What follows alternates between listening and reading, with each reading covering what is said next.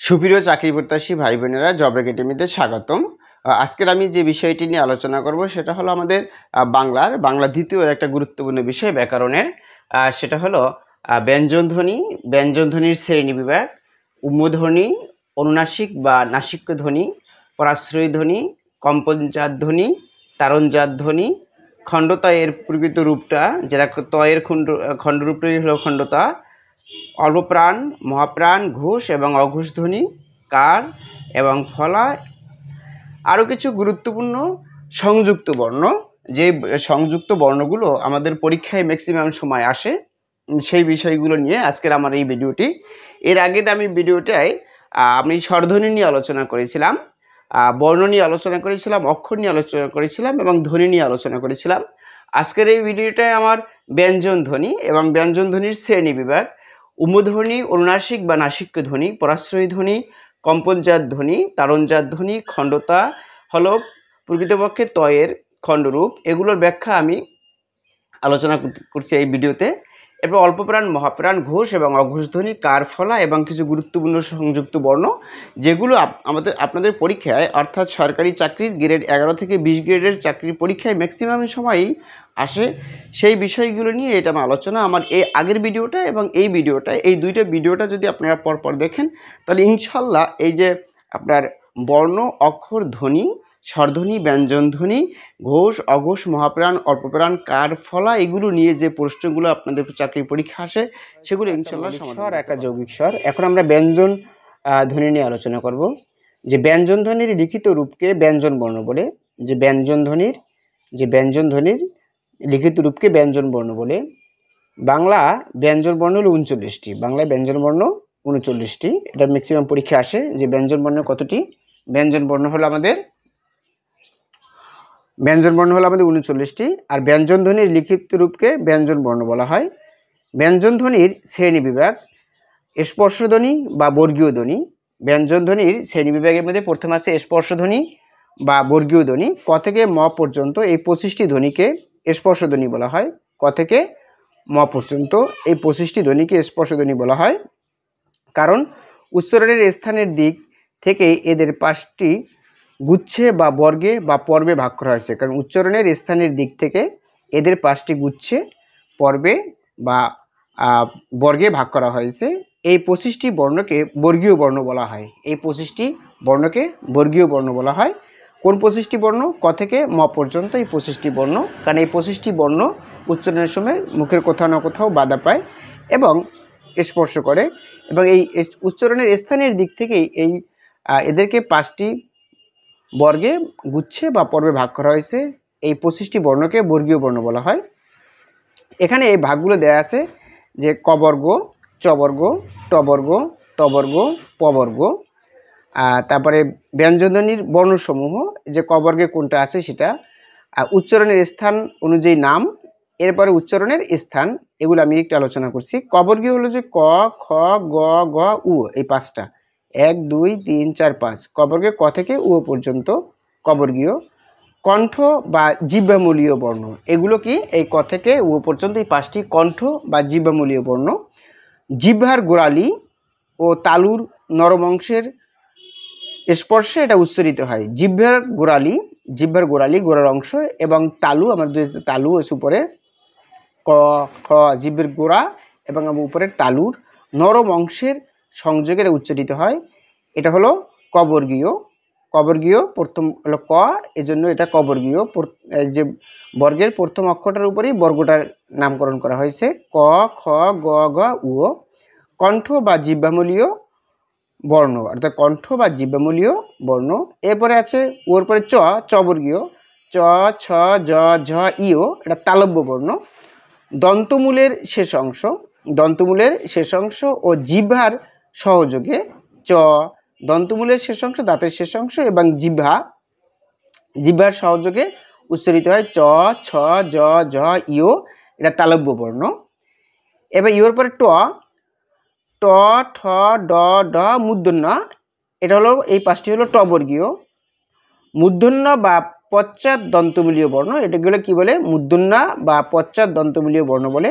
দন্তমূল বা জিহ্বার সম্মুখভাগ, দন্তমূল এবং জিহ্বার সম্মুখভাগ, যা আমাদের দাঁতের দন্তমূল এবং জিহ্বার সম্মুখভাগ দিয়ে উচ্চারিত হয়।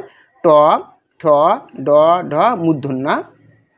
তবর্গীয় হলো এই মূর্ধন্যের পর ত, ত, থ, দ, দ দন্তন্য, এটা দন্তবর্ণ। জিহ্বার ডগা আর উপরের পাটি দাঁতের সংস্পর্শে, জিহ্বার ডগা আর উপরের পাটি দাঁতের সংস্পর্শে উচ্চারিত হয়, যেমন ত, থ, দ, দ দন্তন্য। পবর্গীয় প, ফ, ব, ভ, ম, এটা ওষ্ঠবর্ণ। দুই ঠোঁটের সংস্পর্শে এটা উচ্চারিত হয়, এজন্য এটা ওষ্ঠবর্ণ। দুই ঠোঁটের সংস্পর্শে উচ্চারিত হয়, এজন্য এটা হলো ওষ্ঠবর্ণ। তাহলে আমরা পাইলাম যে বর্গ কয়টি? 5টি। এক একটা বর্গে কয়টা করে বর্ণ আছে? ব্যঞ্জনবর্ণ আছে 5টি করে। তো মোট কয়টি? 25টি। এই 25টিকে কী বর্ণ হয়? বর্গমূলীয় বর্ণ বা স্পর্শ বর্ণ বলা হয়। এটা উচ্চারণের মুখ বিভাগের কোথাও না কোথাও স্পর্শ হয়। এবার আমাদের উম্মধ্বনি বা শীষধ্বনি তালব্য মূর্ধন্য দন্তস্ব হ, তালব্য মূর্ধন্য দন্তস্ব হ, তালব্য মূর্ধন্য দন্তস্ব হ, এটা শীষধ্বনি। তালব্য মূর্ধন্য এবং দন্তস্ব এই 3টি বর্ণে দতিত ধ্বনি অঘোষ অল্পপ্রাণ আর হ ধ্বনি অঘোষ মহাপ্রাণ। এই হ ধ্বনি কি? আমাদের যে উম্মধ্বনি বা শীষধ্বনি যা আছে, তালব্য মূর্ধন্য দন্তস্ব আর একটা আছে হ, তাহলে এই 3টি হলো আমাদের বর্ণের দতিত ধ্বনি, অঘোষ অল্পপ্রাণ। এই 3টি আমাদের অঘোষ এবং অল্পপ্রাণ। আর হ ধ্বনি হলো আমাদের ঘোষ মহাপ্রাণ। এটা হলো আমাদের ঘোষ মহাপ্রাণ। তো অঘোষ অল্পপ্রাণ, ঘোষ মহাপ্রাণ, আমরা যখন আবার এই যে ঘোষ ধ্বনি এবং অঘোষ ধ্বনি নিয়ে আলোচনা করব তখন আমরা ভালোভাবে বুঝতে পারবো। তাহলে আমরা উম্মধ্বনি পেলাম যে শীষধ্বনি তালব্য মূর্ধন্য দন্তস্ব এবং হ, এর ভেতরে 3টি স হলো যে আমাদের অঘোষ অল্পপ্রাণ আর হ হলো আমাদের ঘোষ মহাপ্রাণ। এরপর আমরা দেখব অনুনাসিক বা নাসিক্য ধ্বনি। যে অনুনাসিক বা নাসিক্য ধ্বনি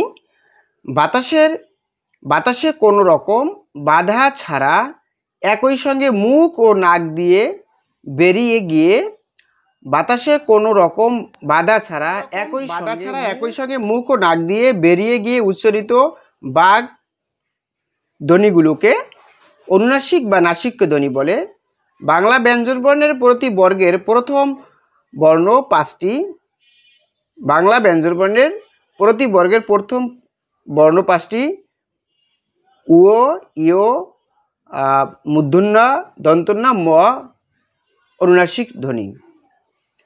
বাংলা ব্যঞ্জনবর্ণের প্রতি বর্গের পঞ্চম বর্ণটি, বাংলা ব্যঞ্জনবর্ণের প্রতি বর্গের পঞ্চম বর্ণটি, এটা শেষেগুলো যে বর্গটিতে যে ক, খ, গ, ঘ, উ না, এই যে উ, ইয়, মূর্ধন্য দন্তন্য এবং ম, এটা হলো অনুনাসিক ধ্বনি। এটা অনুনাসিক ধ্বনি বা নাসিক্য ধ্বনি। এটা উচ্চারণের সময় বাতাস মুখ এবং নাক দিয়ে উচ্চারিত, মুখ ও নাক দিয়ে বেরিয়ে আসে বাতাস, অন্য কোথাও সে বাধা না পেয়ে। তাহলে আমাদের এই যে বর্গগুলো পড়লাম আমরা 5টা বর্গ, ক বর্গ, ট বর্গ, চ বর্গ, ত বর্গ, প বর্গ, এই বর্গের শেষেরটা পঞ্চম বর্ণটি উ, ইয়, মূর্ধন্য দন্তন্য, ম, এটা হলো অনুনাসিক ধ্বনি। এবার পরাশ্রয়ী ধ্বনি, যেমন বিসর্গ, অনস্বর, বিসর্গ, চন্দ্রবিন্দু, এই 3টি পরাশ্রয়ী ধ্বনি। কারণ রং, চাঁদ, দুঃখ, এই রং, এই অনস্বর, এটা রয়ের সাথে বসছে, চাঁদ চন্দ্রবিন্দু উপরে বসছে, দুঃখ এই বিসর্গ মাঝখানে বসছে ইত্যাদি। কম্পনজাত ধ্বনি, কারণ এগুলো পরাশ্রয়ী, অন্যের আশ্রয় এগুলো উচ্চারিত হয় বা বসে, পরাশ্রয়ী। কম্পনজাত ধ্বনি র এবং পার্শ্বিক ধ্বনি ল। পার্শ্বিক ধ্বনি হলো আমাদের ল। পার্শ্বিক ধ্বনি কোনটা? ল। এবং কম্পনজাত ধ্বনি র। তারণজাত ধ্বনি হলো যে ডর, তারণজাত মহাপ্রাণ ধ্বনি। এই ডরটা হলো তারণজাত মহাপ্রাণ ধ্বনি আর এটা হলো তারণজাত অল্পপ্রাণ। তারণজাত ধ্বনি ডর, এই ডরটা হলো তারণজাত মহাপ্রাণ ধ্বনি। খণ্ডতা প্রকৃত প্রস্তাবে ত বর্ণের খণ্ডরূপ। খণ্ডতাটা হলো প্রকৃত প্রস্তাবে ত এর খণ্ডরূপ।